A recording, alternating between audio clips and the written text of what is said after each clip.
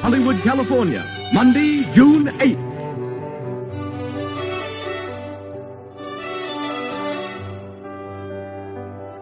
The Lux Radio Theatre, presented from its new home on Hollywood Boulevard, Hollywood, California.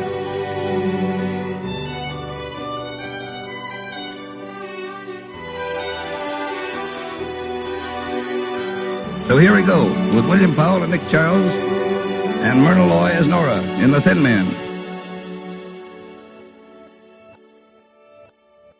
Hello, and welcome to another post of Drama and Theater on Dwayne Old Time Radio. This week we will listen to an episode from Lux Radio Theatre.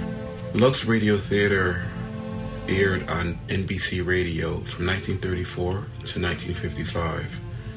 This drama is an adaptation of the book and the very famous and well-received movie, The Thin Man, so well received that they made 5 sequels to it.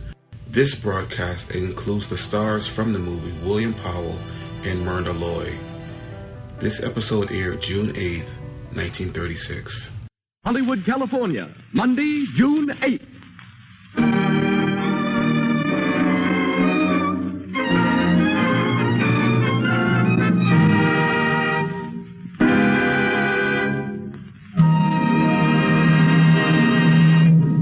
Radio Theatre, presented from its new home on Hollywood Boulevard, Hollywood, California.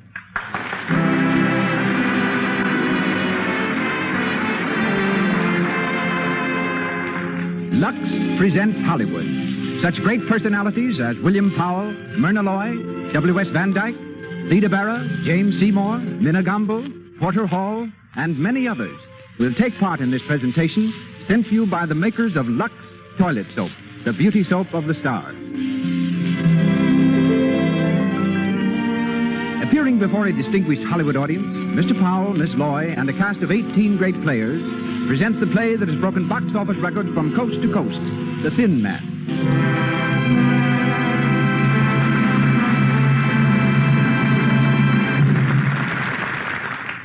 And as producer tonight, we present the director who did The Thin Man on the screen, together with such triumphs as Naughty Marietta, Crater Horn, Rose Marie, I Live My Life, and countless other smash hit pictures. Mr. W.S. Van Dyke. Mr. Van Dyke.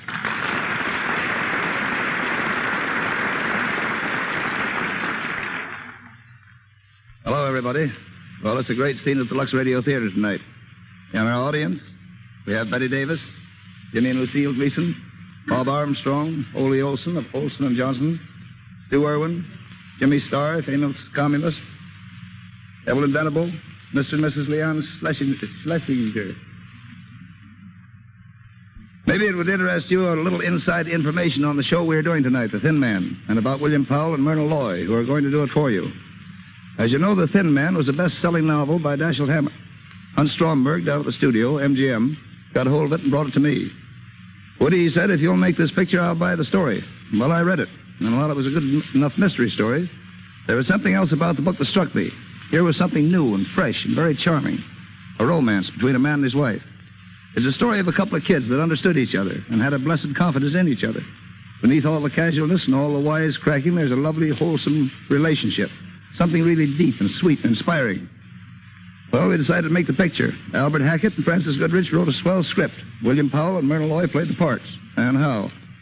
They played them beautifully, because Powell was just Powell and Loy was just Loy. Both of them wisecracking all the time and clowning right through the picture. I suppose you know that plenty of motion pictures take from 2 months to a year to shoot.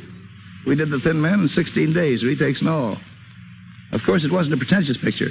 We didn't make it as one. I hate epics. But it is evident that people liked it. It has been very interesting to study out how they could tell this story on the radio.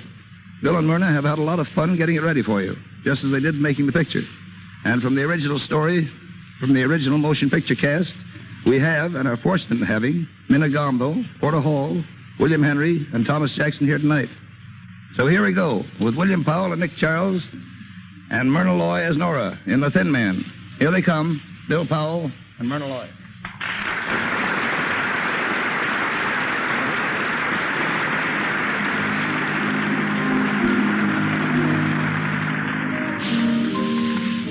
We're in a fashionable cafe, Montmartre, New York City. It's Christmas Eve, and the well-appointed dining room is filling rapidly.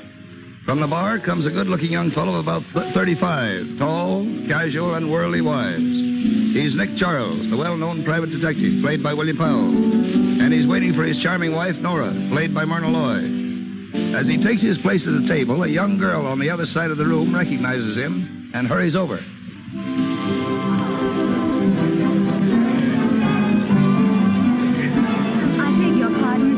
You, Mr. Nick Charles, the detective? Yes, I'm Nick Charles. I thought I recognized you. My name is Dorothy Winans. Oh, yes? How do you do? Do you mind if I sit down for a moment? No, but I'm expecting my wife in a few minutes. You don't mind explaining your presence to her? Oh, of course. That's my fiancé over there at the other table. Oh, well, that makes everything all right, doesn't it? Sit down. Thank you. Your name is, Dorothy Winans. I'm Clyde Winans' daughter. Clyde Winans. Oh, yes, of course. Your father was having some trouble about one of his inventions a few years ago. I handled the case for him. I know. That's why I want to speak to you now. Oh. Well, I'm not practicing anymore, Miss Winans. You see, I retired. Please, Mr. Charles. I need you. Oh. What seems to be the trouble? It's Dad. He went away about 3 months ago, and I haven't heard from him. Not a word. I'm worried sick.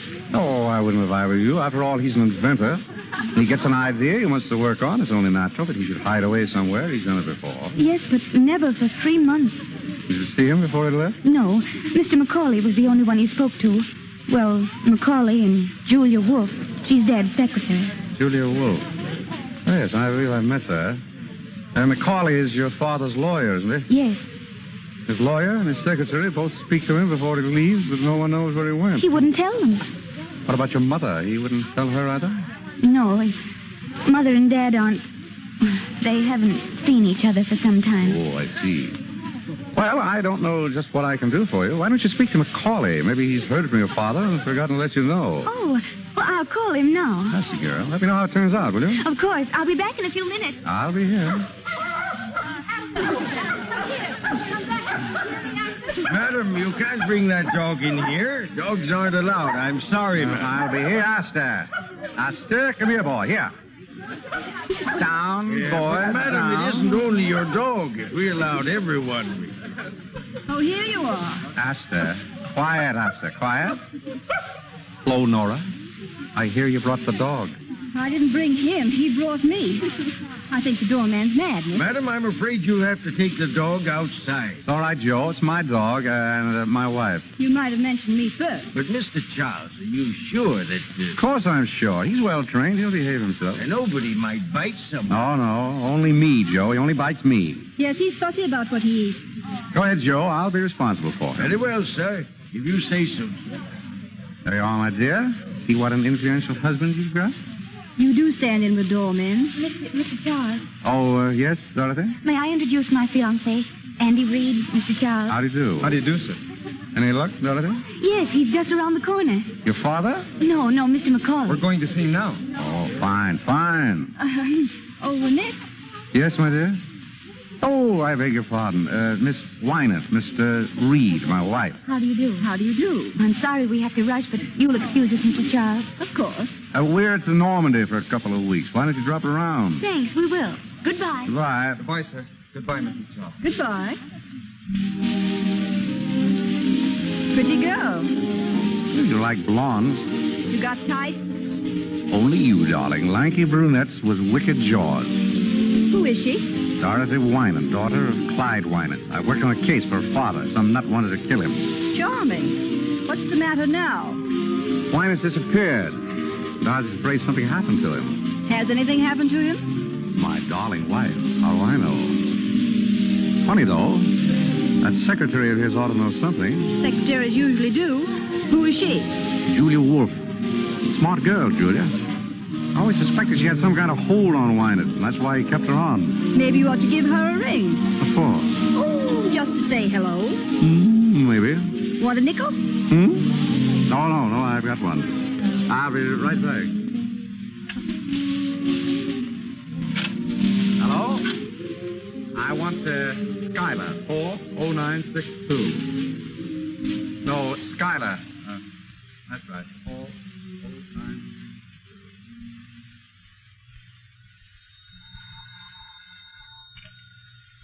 Hello? Yes, Julie Wolf speaking. Who? Oh. Oh, hello, Mr. Charles. Yes? What was it you wanted to... Oh. Oh, no, I don't. He didn't tell me. Not a word. I'm sorry. That's all right. Goodbye. Morelli. Coming. Well, who was that? Nick Charles. The detective? He wanted to know where Winans was. Oh, yeah? Why? He didn't say. Did anyone see Wynant come here that night? The night you and him had the scrap? I don't know. Oh, no? Well, I guess I'll scram. Wait a minute, Morelli. Where are you going? Oh, taking a little stroll, that's all. If Nick Charles is going to pop up around here, I want to be far away when he does. Oh, don't be a fool, Morelli. Fool, huh? Hey, listen, sister, I got a record 9-inch to come face to face with no dick. Sit down, Morelli. You need money, don't you? Yeah. What about it? You got some? Plenty. I'm Winan's secretary. Oh, yeah? What do you mean by that? Wouldn't you like to know?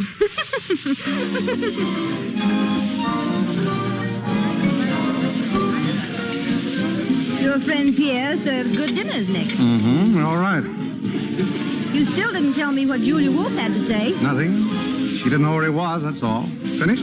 Finished. Let's get out. We'll grab a cab and get back to the hotel. Ready and willing. Where's my purse? Come on, Esther. Joe, call me cab.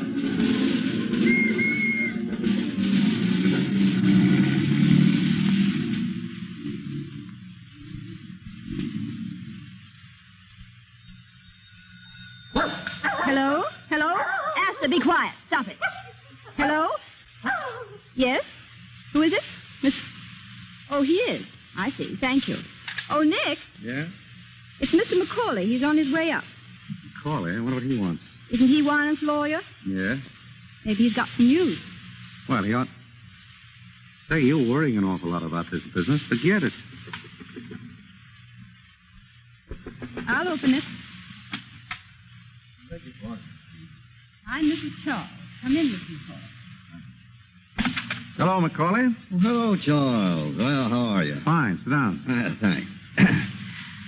Dorothy told me you were here. I took the liberty of coming to see you. Of course. Charles, what's Mimi up to? Mimi? Oh, Dorothy's mother. Does she have to be up to something? She usually is, trying one way or another to get money out of Wynant. I wanted to find out if you were, sleuthing for her. I haven't been a detective 4 years. Oh, you don't say. Oh, my wife's father died and left her a lumber mill, a narrow gauge railroad, and, a couple of other things. I'm looking after them. I see. What's all the fuss about? Is Wynant in hiding? Yeah, you know as much about it as I do. I haven't seen him in 3 months. He sends word through Julia Wolf when he wants money. I give it to her, and she gives it to him. Mine? Hello? Oh, just a moment, please. It's for you, Mr. McCauley. Your office. Oh, thank you. Hello? What? He is? Well, where is he? Oh, very well. Well, he's back in town. Mr. Winant? Yes, thank heaven. He's waiting for me now. Well, I've got to rush. I'll tell you, it's no joke working for a man like that. Oh, goodbye, Mr. Charles. Goodbye, Charles. So long. Merry Christmas. Same to you.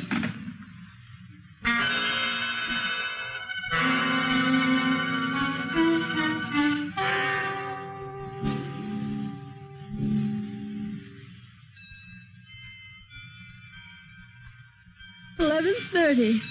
Almost Christmas, darling. If that's a hint, you can drop it. You get your present at breakfast, not a minute before. Beef. You know, Nick, I've been thinking. It's funny the way Wynant popped up all of a sudden. Yes. Wasn't it? You think there's anything behind it? Why should there be? Well, I don't know. It just strikes me as being funny, that's all. You're nearer than I am, darling. Hello? Speaking. Oh, hello, Dorothy. What? What? When? Yes, of course I'll be here. What is it, darling? Darling, what is it? Julia Wolfe has just been murdered.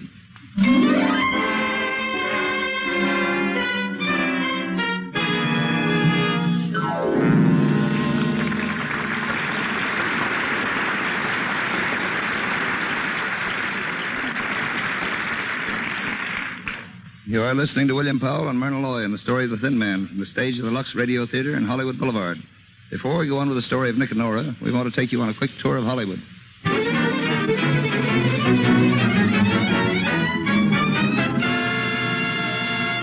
Lobby of the Hotel Roosevelt, where stars and newcomers gather. A young actress just breaking into pictures is telling her friend of her success.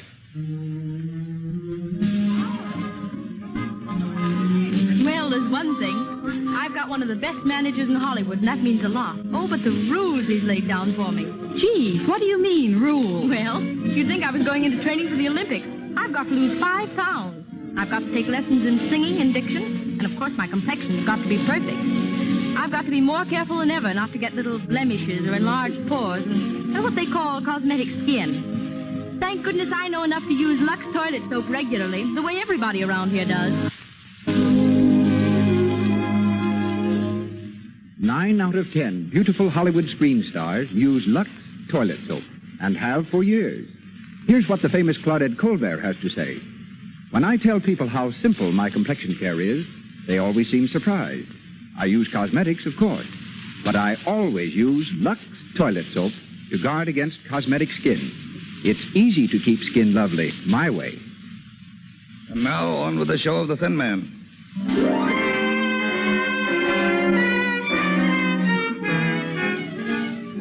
An hour has gone by since Nick heard about the murder of Julia Wolfe. In the living room of their suite at the hotel, Nick and Nora are listening to the radio. A news reporter is broadcasting the latest developments of the case. And here's the latest news of the Julia Wolfe murder. The police have found out that the beautiful blonde secretary was the gangster's girl who's spreading the dragnet for one Joe Morelli, said to be hiding out somewhere in the city. In Paris today, the Chamber of Deputies... Never mind the Chamber of Deputies. Joe Morelli, that's what I want to know about. Well, did you get any more information out of headquarters? As much as they had. Julia Wolfe was shot and killed about 9 or 9:30. Body discovered on the floor of her living room a little after 11. Who discovered it? That'll surprise you. Mimi Wynant. Dorothy's mother? Right. What was she doing there? I don't know. Where's Clyde Wynant? Still missing. Missing? But Macaulay was going to see him. They had an appointment. And I spoke to Macaulay. Wynant never showed up. Nobody knows where he is. It's going to be pretty tough on Dorothy, isn't it? Meaning what? Meaning that it looks as if Clyde Wynant skipped one appointment in order to keep another with Julia Wolfe. You think he killed her? Oh, it's just a guess. You're the detective around here, darling. Oh, that's Dorothy. Said you wanted to see me. Well, come in, Dorothy. Thank you. Is anyone here? That's Nora. Have a seat. Oh. Hello, Dorothy. I'm sorry for breaking in on you like this. Oh, that's all right. We're used to it. Anything wrong? Julia Wolfe is dead. Yes, we know that. Here's the gun she was shot with. What are you trying to tell me? That you did it? Yes. I hated her. She kept me from seeing my father. I went down there to ask her where he was. She wouldn't tell me. I shot her. Where did you hit her? Why, in the heart. Pretty good shot you are. What did she do? She fell down. Did she make any sound? Didn't scream? I don't know. Which way did she fall? She fell over backwards. Oh, yes? People fall toward a shot, you know, not back from it. I knew you were lying. Oh. All right, come on, now, brace up. Where did you get this gun? I bought it in a pawn shop. I thought so. Why did you say you did it? Whom are you trying to shield? Oh, please, don't ask me. You got to tell me. Nick, let me handle this, will you? Dorothy, look at me. Nick is trying to help you. Why don't you help him? You were trying to shield your mother, weren't you? No. Your father, then.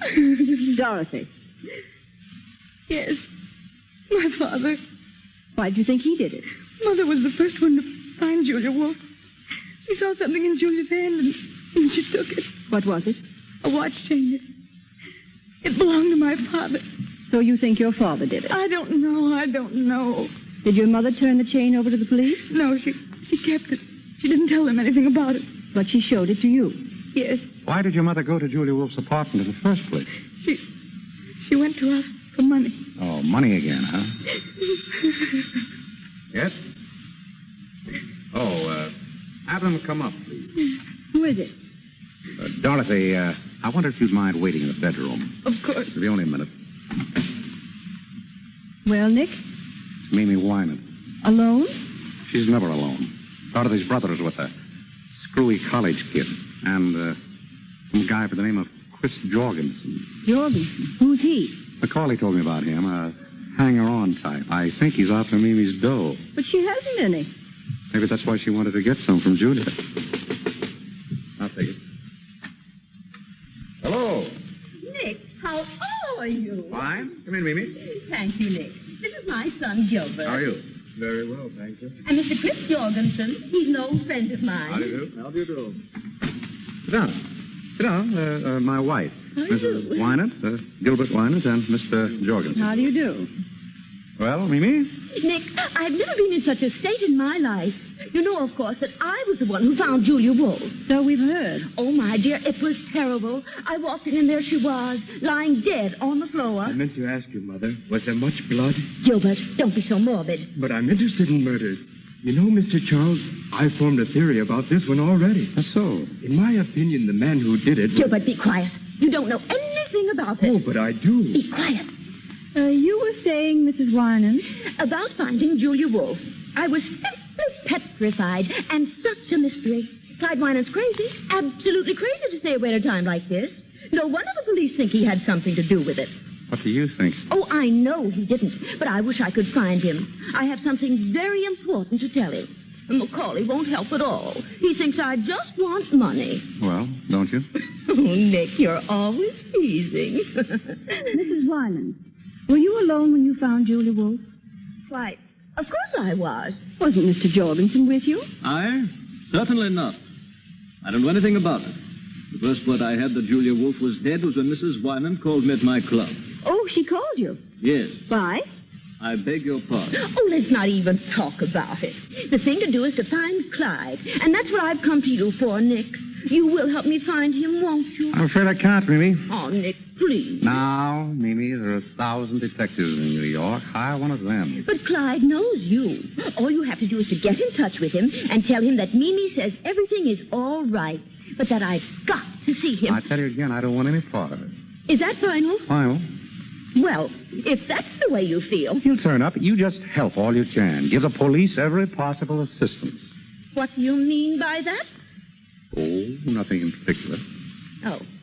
Well, we'll say good night. Good night. I'm sorry I can't help you, Mimi.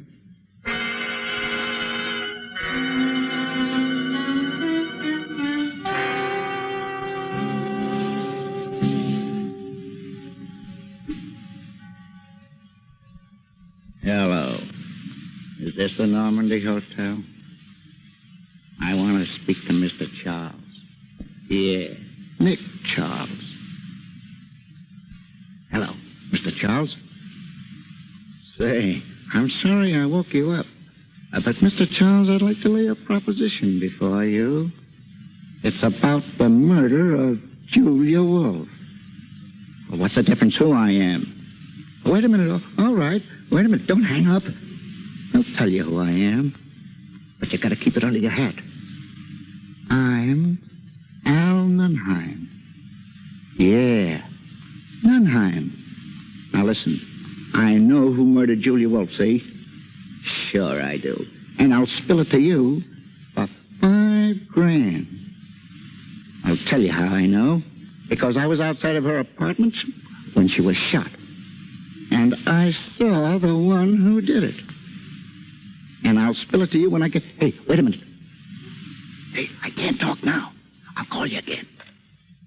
Hello? Hello? Hello, are you still there? Hello? Well, what's up? Now what's on? I don't know. Some crank, I guess. He hung up. You better get back to bed and get some sleep.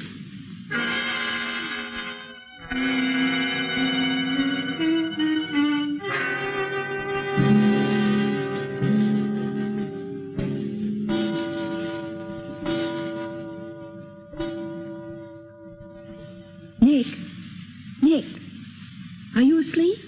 Yes. Good. I want to talk to you. That's jolly. Don't you think you'd like to go back to detecting once in a while just for the fun of it? Can't you get to sleep? No. Everybody says you were a grand detective. They were kidding you. I'd like to see you work. Tomorrow I'll buy you a whole lot of detective stories. Oh, that poor girl's in an awful spot. There's nothing I can do to help her. She thinks you can. It wouldn't hurt you to find out if you could, would it? Darling, my guess is that Wynant killed Julia and Dorothy knows it. And the police will catch him without my help. Now, please put out the light. I'm tired. Oh, all right. But I'm mad at you. Mm-hmm. Nick, did you hear a knock? Mm-hmm. Shut up, Astor. You want to answer it, Nick? Oh, good Lord. All right, stay in bed. I'll do it myself. Well? Mr. Charles here. Yes? I gotta talk to him right away. What about? What's going on? What's going on? There's someone to see you, Nick. That's great. I was afraid I'd have to go to sleep. Come in. Yeah. How about a chair, Mr. Stay where you are, both of you. I got you covered, so don't move. A stick-up. No, it ain't a stick-up. I gotta talk to you, Mr. Charles. I want you to tell me something, and I want you to give it to me straight. You get me? Do you mind putting that gun down? My wife doesn't care, but I'm a very nervous person. Thank you. All right, shoot. What's on your mind? You don't need to tell me you're tough. I heard about you. I'm Joe Morelli. I've never heard about you. I didn't bump off Julia. All right, you didn't. I haven't seen her in 3 months. We were all washed up. Why tell me? I wouldn't have any reason to hurt her. She was always on the up and up with me. But that dirty little rat, Nunheim, well, he got sore because she liked me and hated him. So he put the finger on me. That's all right, swell, brother, only you're peddling your fish in the wrong market. I've had nothing to do with it. Now, listen. The boys used to say that you were okay, a square guy. Now, that's why I'm here. What's the law doing to me? Do they think I did it? Or is it just something else to pin on me? I'd tell you if I knew, but I'm not in on this. Ask the police. Yeah, that'd be very smart. The boys would love to have me come in and ask questions. They'd like it right down to the end of their blackjacks. Now, I came to you on the level. The boys say you're on the level. Be on the level. I'm on the level. If I knew anything, I'd be... Who's that? I don't know. This is your party. Open up. Open up. This is the police. The police? You dirty two-timing... Look out, North. Oh! Give me that gun. You rat, I'll show you. Drop that gun. Drop it. You'll double-cross me, will you? Come on, drop it. Give it to me. Give me the gun. Grab it. Let me go. Let me go, I said. I'll take that gun. Thanks, officer. You almost had me. Get some water, Joe. Nora. Are you all right? Nora. I'm Inspector Guild of the Homicide Squad. You're in a good place, Inspector. Who's that woman on the floor? My wife. This guy shoot her? No, he tried to shoot me. I socked her on the jaw to get her out of the line of fire. I guess I hit her too hard. Nora. Oh. Look at me, Nora. Are you all right, darling? Oh. You darn fool. You didn't have to knock me out. I knew you'd take him, but I wanted to see you do it. She's all right. Okay, Slattery. Take Morelli downstairs. Come on, Don't push. I take it down. How'd you people have to pop in, Inspector? We hear this is getting to be a sort of a meeting place for the Wynant family. So we figured we'd stick around in case the old man himself shows up. Then we seen Morelli sneak in, and we decided to come up. And it was pretty lucky for you, too. Yeah. Morelli a friend of yours? I never saw him before. What's he want of you? Wanted to tell me he didn't kill Julia Wolfe. What's that to you? Nothing. What did he think it was to you? Ask him. I don't know. I'm asking you. Keep on asking. Oh, so you're going to keep mum, huh? All right, Mr. Charles. I won't bother you tonight, but I'll be in tomorrow morning, and I'll have plenty of things to ask. Good night. Thank you, Inspector Guild. Next time you come, try to stay longer.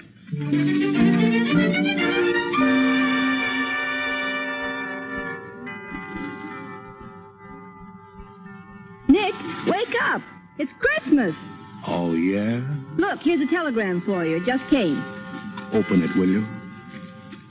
Probably a touch from somebody. Well? Nick. What is it? It's from Clyde Wynant. Listen. Will you take charge of investigation on Julia Wolfe murder? Communicate with Herbert Macaulay. Clyde Wynant. Where's it from? Philadelphia. Then he didn't do it, did he, Nick? I don't know. Communicate with Macaulay, huh? All right, we'll ask him up here this morning.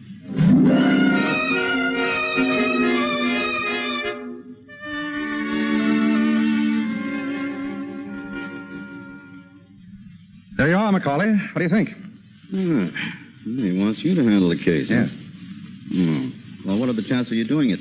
Slim. Oh, please, Nick. Quiet, dear. I wish you would, Mr. Charles. Would it help any if I could persuade him to meet you? You might. I had word from Wynant myself last night. He gave me a code message to insert in the newspapers in case I wanted to get in touch with him. Wouldn't do any harm. Put it in. I'm sure you could clear this up. Oh, Wynant will only come back. It doesn't look well he's staying away at a time like this. Yes?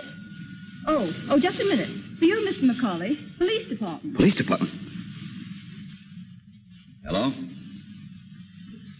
Where? In Allentown. Yes. Well, when's the next train? Right. I'll get that. Well? Wynant's tried to commit suicide. They want him to go down and identify him. Well, I guess this changes the whole story, doesn't it? That looks like an admission of guilt. Oh, I had such hopes. I thought if you got on this case... well. Well, it's no use thinking about it now. Well, I'm sorry to have wasted so much of your time. You'll excuse me, won't you? Of course. Goodbye. Bye. Well, that's that. A finish. What's the matter with you? Oh, the mystery's all gone.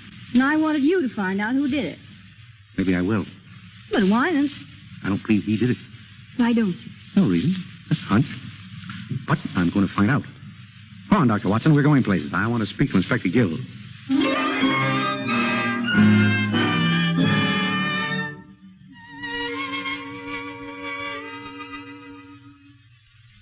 Man to man, Mr. Charles. Are you working on this case? Man to man, Inspector Gill, I'm not. But he's interested. I don't mind telling you, I'd rather have you in on the right side. You mean not on Wynant's side? I'd rather have you working with us than against us. So would I. It's a bargain, then.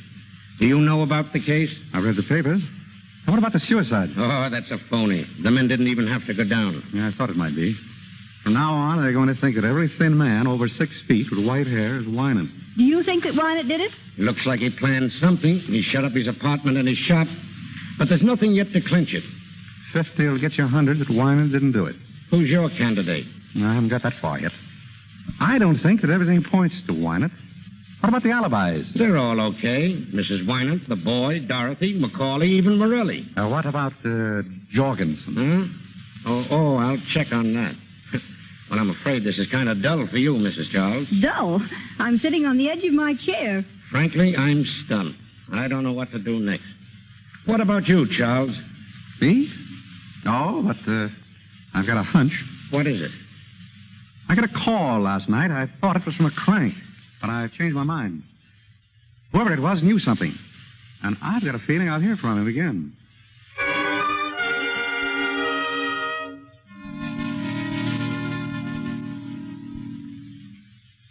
What time is it? Almost 10. Still waiting to hear from the crank? And how? Here, give me that quick. Hello? Yes? Ed? This is Nick Charles? Who? Can't hear you. I said I can't hear you. You have to speak louder. I can't speak any louder. Hey, this is Al Nunheim again. You know, I called you last night. Hey, listen. Are you still interested in that proposition? Yeah, huh? All right, then. Now, here's the dope. And get this straight. The man who killed Julia Wolf...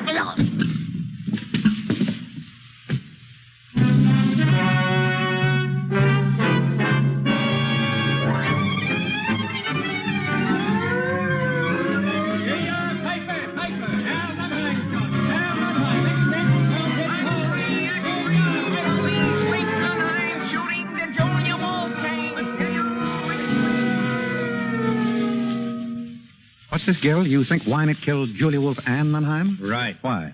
2 reasons. First off, Mimi Wynant came across with a watch chain. She plucked off Julia's body. Oh, she did, huh? It belonged to Clyde Wynant. Yeah. What's the second reason? A pip. The bullet that killed Nunheim came from the same gun. That's all right, Inspector. All right, it's perfect. Clyde Wynant is guilty of both those murders. Maybe. What? 50 will still get you 100. I say Wynant's innocent. You can say what you want, but I'm spreading a dragnet for that guy over every town in these United States. And I'll get him, too.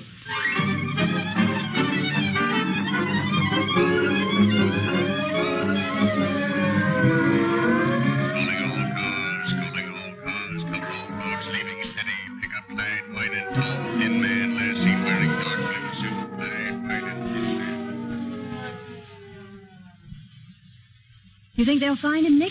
He must be in New York. Probably is. Oh, it's getting me down. I saw Dorothy today. Yeah? What? She's broken off her engagement. What for? Oh, don't ask me. She was a little hysterical.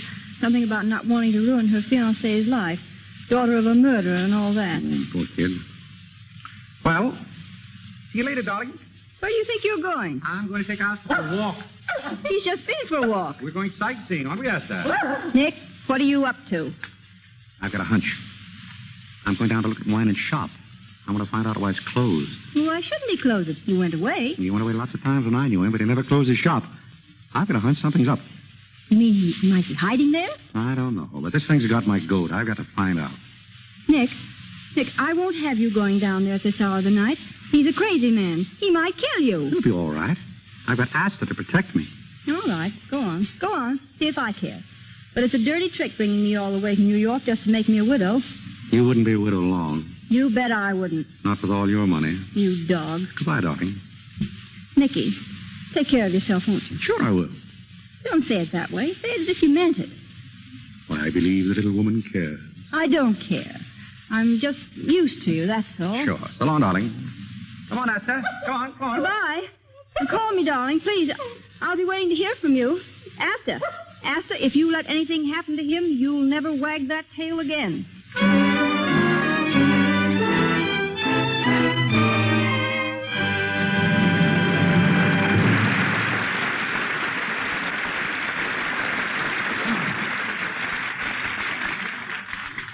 You are listening to the Lux Radio Theatre's production of The Thin Man, starring William Powell and Myrna Loy, with the music under the direction of Louis Silvers. This is W.S. Van Dyke speaking. We have here tonight the man who wrote the great picture, Lawyer Man, or Bill Powell here.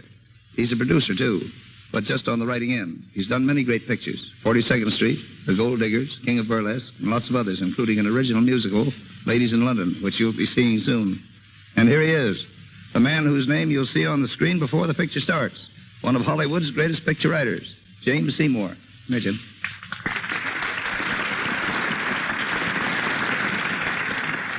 Thanks, Woody. I've been a movie writer for 10 years. That's the first kind word anybody has said to me.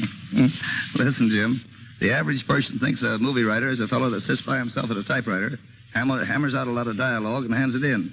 Would you like to correct that impression? I certainly would. Nobody works alone and by himself to make a picture. It's a matter of constant cooperation between producer, director, technician, actors, and the writers. Some of the best story ideas come out of the conferences. Jim, how many writers would you say there are on an average picture? Plenty. Believe it or not, I've seen pictures where there were more writers than actors. If all the people who contributed to the story got screen credit, it would look like a page from the telephone directory. You've written on both the stage and screen, Jim. Tell the folks how they're different. Well, pictures have less talk, but they tell more in less time. Like concentrated foods, all the good and none of the waste. In the theater, everything must be brought to the audience. On the screen, you take your audience wherever the camera can go. And here's another important point that comes right back to your Lux Radio Theatre. On the stage, the star just enters. But on the screen, she's introduced with a big close-up, a picture of the star's face many times larger than life-size. Every time a movie star's complexion is mentioned in this Lux Radio Theatre, I think of those close-ups. Those stars just have to be beautiful. And they found that Lux toilet soap helps them look their best. Producers know it, too. And that's why it's the official soap in all the great studios in Hollywood. Right, Woody? Right on the nose, Jim. Thanks for coming over. Thanks for asking me. Good night. Good night, Jim.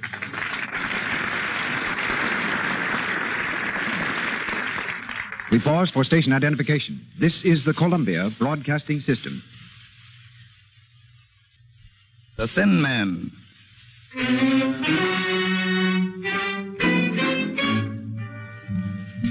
Nick is on his way to Clyde Winans' deserted laboratory in a dark and desolate section of the city. His cab veers sharply around a corner and pulls up in front of a gloomy, old, rickety building. Say, mister, are you sure this is the place you wanted? Looks like it. Come on, Asta, jump. How much owe you? $1.20. Or do you want me to wait? No, never mind. Oh, that's good. You know, this ain't no neighborhood to be in at 2 o'clock in the morning. I want to get out of here. There you are. Thanks. Hello? Come on, Asta. Come on, what's up with you?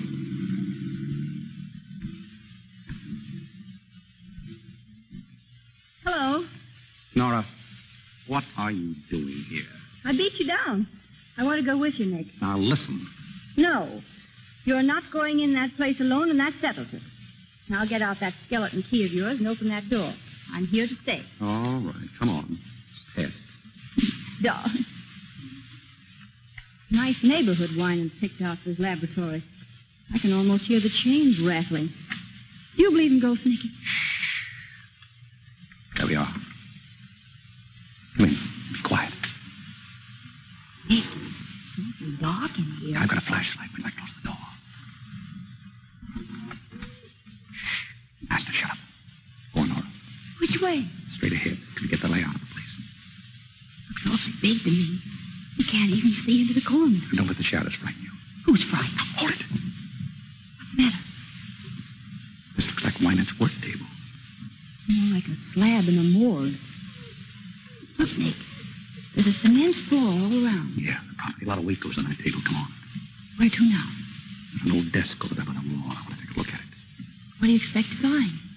Oh, if I knew what I'd find, I wouldn't be... Nick. What's it, Nick? Just a loose board, I guess. It sounds like somebody was walking over that way. Oh, just your imagination. There's no one in here but us. No. What about Winans? This is his workshop. Why couldn't he be hiding out here? What's that? Asta. Asta, come here. Scratching on the cement around the work table. Asta. Stop it. Stop it. Did you hear what I said, Asta? Nick, look at him. He's after something. I've seen him scratch the ground like that when he was looking for... Asta. Asta. Nora, look. Look at this. New cement. Listen. Nick. It's hollow. I wonder if I could find something to dig it up. There's an iron bar on the table. I just saw it. Here it is. Ah, good.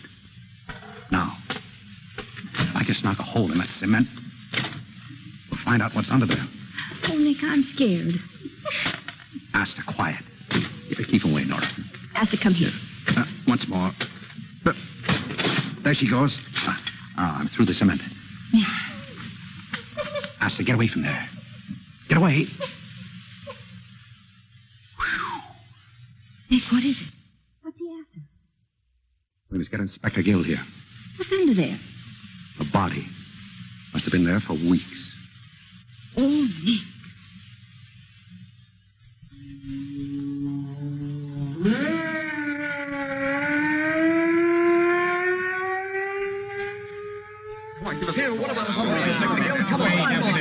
Wait a minute.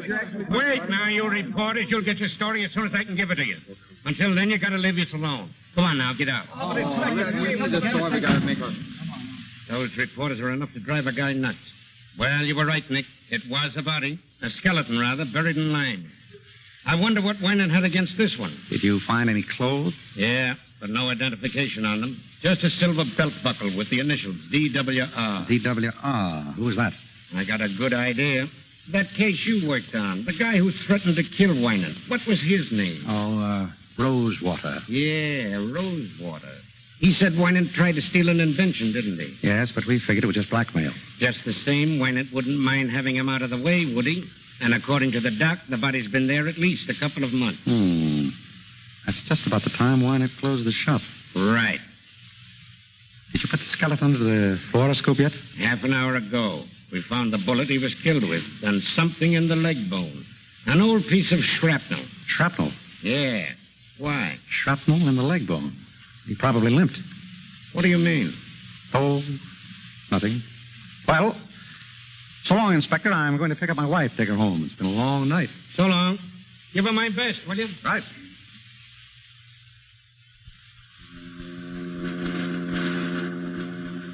Where are we going, Nick? Back to the hotel, my sweet. Pack our bags and take a nice trip somewhere. A trip? Oh, no. My soul, woman, I gave you 3 murders and you aren't satisfied. I want you to stay and find one. I did find him. What do you mean? He was down in the shop. Nick. It was his body that was buried there. Winan's body? Yep. But they all said it was Rosewater. Oh, that's what they think. What makes you so sure it's Winan's body? Several things. Clothes, for instance. They were carefully preserved. The body was just as carefully destroyed. The person who killed him counted on one thing, that all skeletons look alike.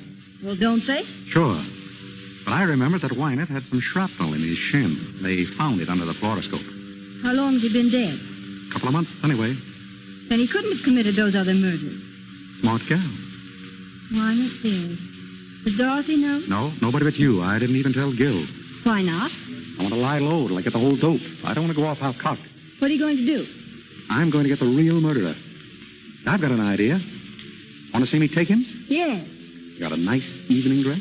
Oh, I've got a Lulu. Why? I'm going to give a party, a dinner party. Everything from Russian caviar to camembert cheese, an orchestra behind the palms, subdued lighting. What is this? And I'm going to invite all of the suspects. The suspects?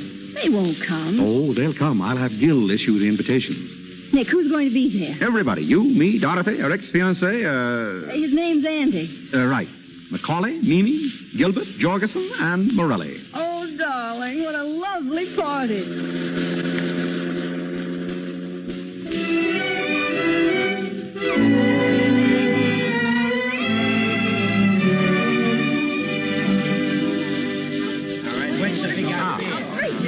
Good evening, everybody. Mr. Charles, what is the meaning of this? The meaning of what, Mimi? Why were we all rounded up like common criminals and brought to the sitter? Yes, to eat, Mimi, and talk. Will everyone please be seated? Dorothy, here. Thank you. Andy, next to her, please. Oh, but Mr. Charles, we... Please. Very well.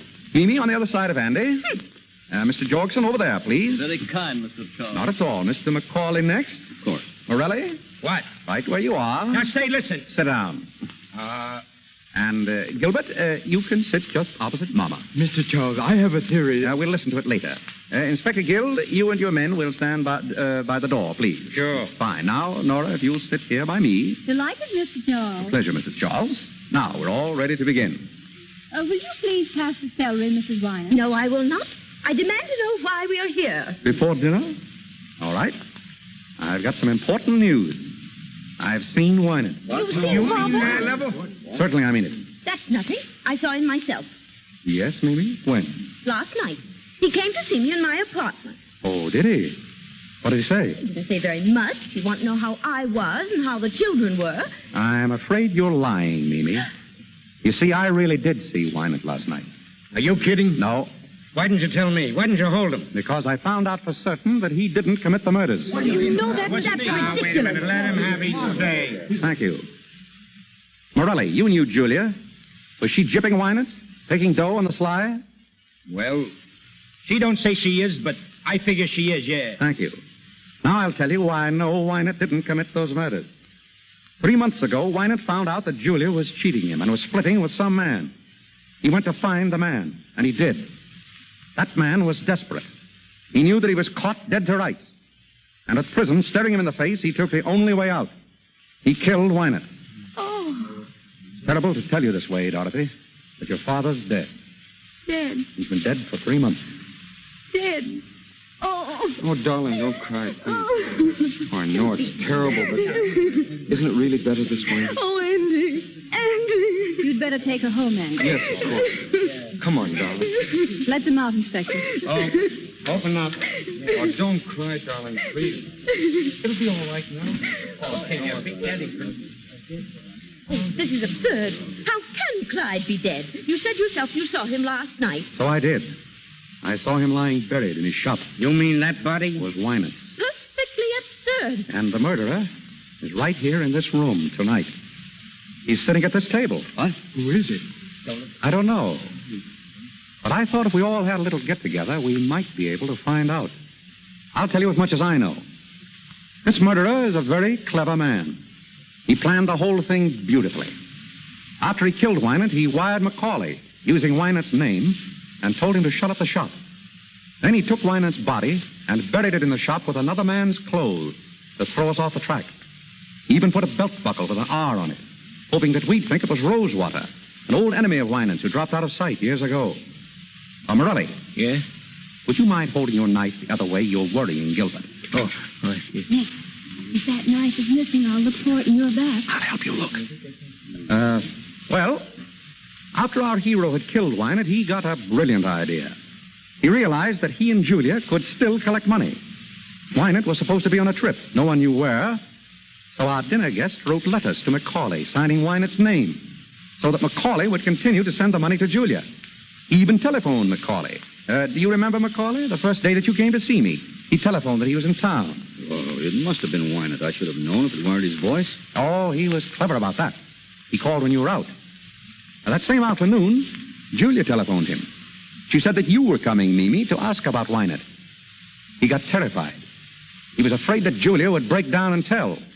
So he went to Julia and killed her. And left Wynant's watch chain in her hand. Mimi, what did you tell me about that? If I ever get I don't know. Guy that did that to Julia, It makes sense. I hope you're well. Quiet, please. His plan was still working beautifully. The only hitch was a man named Nunheim who had found out something. So our hero bumped him off, too. But our hero overlooked just one item. The telegrams, wires, and telephones were all very well, but no one had seen Wynant. So the murderer picked on poor Mimi here to strengthen his case. Mimi is the only one at this table who can tell us who the real murderer is. Mimi, who was it who told you to say you'd seen Wynant? Nobody told me. I did see him. What did he pay you, Mimi, to stick to that story? It isn't a story. It's true. I did see Wynant. He's not dead. You're lying, Mimi. But then you'd do anything for money. You're getting a good price for saying you saw Wynant. I'm not going to stay here and be insulted. Sit down. You're getting a good price, Mimi. But don't forget this. 2 other people were in with him on this deal, Julia and Nunheim. When he thought they might spill something, he bumped them off. You ought to know darn well that he's not going to take any chances on you. What do you want to do, be next on his list? No. And who is he? Who paid you that money? Macaulay. Oh, you dirty little... I think that'll hold him. Oh, boy, what a wallop. Hey, nice work, Mr. Charles. There's your man, Inspector, Mr. Macaulay. I can't believe it. What do you want me to do, wrap him up in cellophane? Pick him up and get him out of here. Come on, boys. Grab him. Let me get a hand up. Nick, you took him. I knew you would. Yeah, another case like this, and I'll develop into a prize fighter. Oh, Nicky, you're grand. You're glorious. I'll bet you say that to all the boys.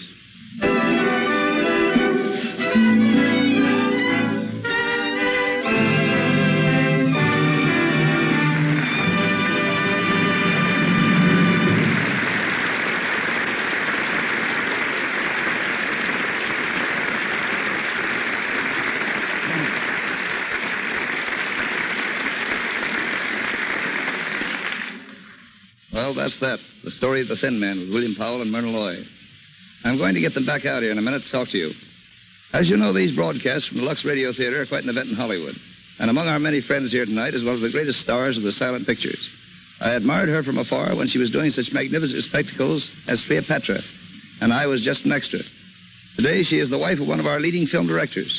I've known her for many years as a most charming and gracious lady, and I want you to meet her now, Miss Theda Barra.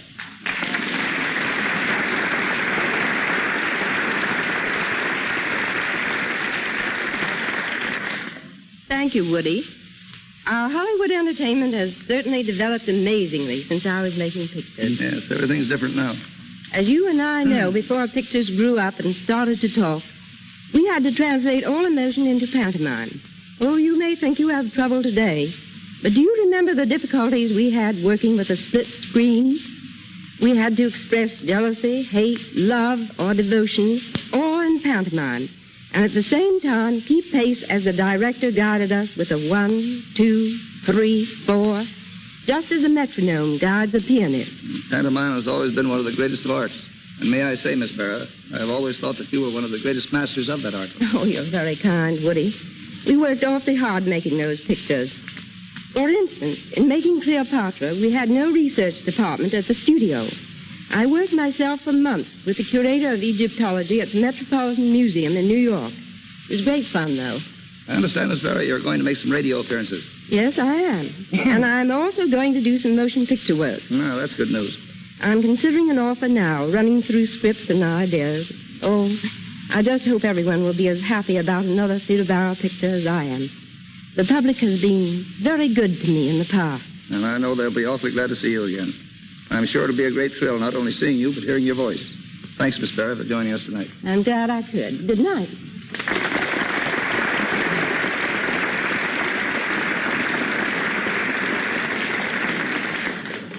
Hearing Hearing Theda Barra talk of her plans brings to my mind some other plans I've heard discussed in Hollywood this week. Picture people are talking about Charlie Chaplin's recent statement that he will start work on a new picture very shortly. Miss Paulette Goddard will be starred. Chaplin will write and direct, but will not act in it. A disappointment to many of us. Barbara Stanwyck and Robert Taylor are starting a new picture today, and I'm tickled to death that I got the job directing. It's called His Brother's Wife. Speaking of Bob Taylor, there's a lad who is going places. He's got a great future. And sometime in that future, he's going to do Armand to Greta Garbo's Camille. Bill Powell and Myrna Loy here, interested in the making of MGM's picture, The Good Earth. Louise Rayner, who was with them in The Great Ziegfeld, and Paul Muni of The Stars. And now Bill Powell and Myrna Loy are coming out on the stage. Arise, Bill, Myrna.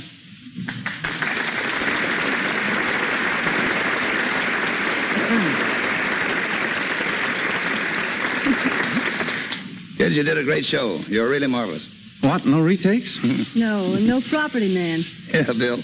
I'll bet you're glad my property man isn't here. Remember how I used to swat you with a broomstick when you weren't hurrying on the set fast enough? Yes, that Harry Alvarez is a great fellow. He's the most independent cuss in the whole picture business. Listen, Bill, that fellow was with me in the Arctic when we made Eskimo. He was with me in African jungle when we made Trader Horn. And after a man has handled crocodiles, sharks, pythons, and polar bears, you can't expect him to be afraid of a mere actor. There's only one thing I can never understand about that picture, Eskimo, Woody. How did they tell you from the polar bears? He wore rubbers. I wore a hat. It must be pretty tough, Woody, when you have to plow through swamps, jungles, tropics, and the Arctic. I suppose when you call up and say you're going on location, your wife says, oh, yes, location. Do you want the snowshoes or the snakebite medicine? Unfortunately, she doesn't say that. When I say I'm going on location, she just says, you are not. Incidentally, I thought all about that traveling. I thought all about it when the Lux soap people asked me to do this broadcast. Isn't it funny? In the Arctic, soap is something they like to eat. In the tropics, they use soap for money. And here in Hollywood, soap is something that keeps the stars beautiful. Now, I can see that keeps Myrna beautiful, Woody, but when are you going to start using that? Nice talk, soap? Nice talk. But I do use it that. And that's no kidding. Anyway, thanks for coming up, kids. Goodbye, Woody. Goodbye. Bye-bye.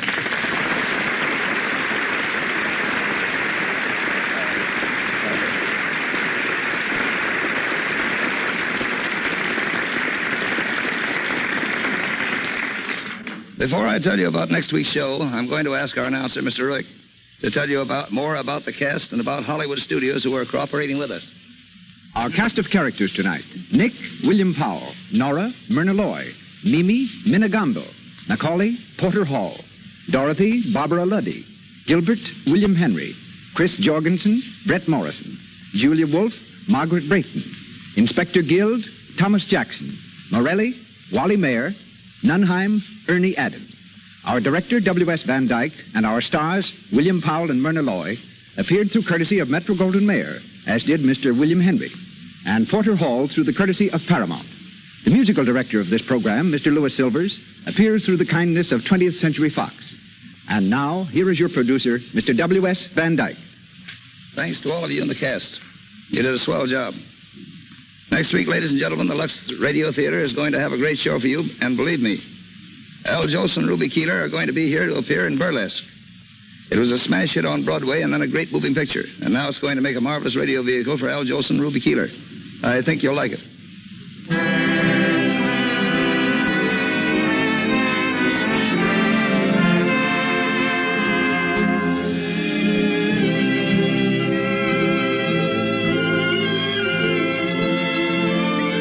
Cecil B. DeMille will return to the Lux Radio Theatre in time to produce Burlesque.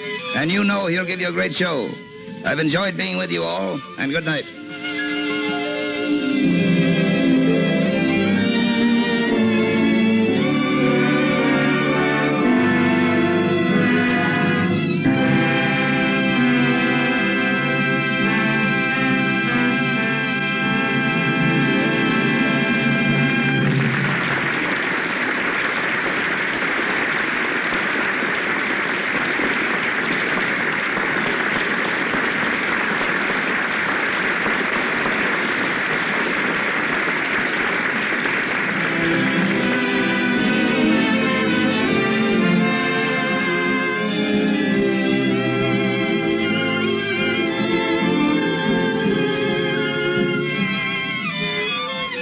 This is the Columbia Broadcasting System.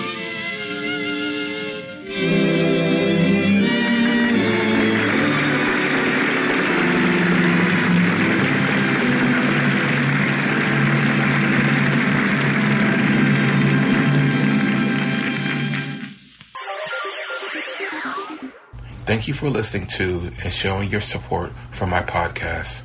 If you would like to receive notifications of when new episodes are posted, please subscribe to my channel.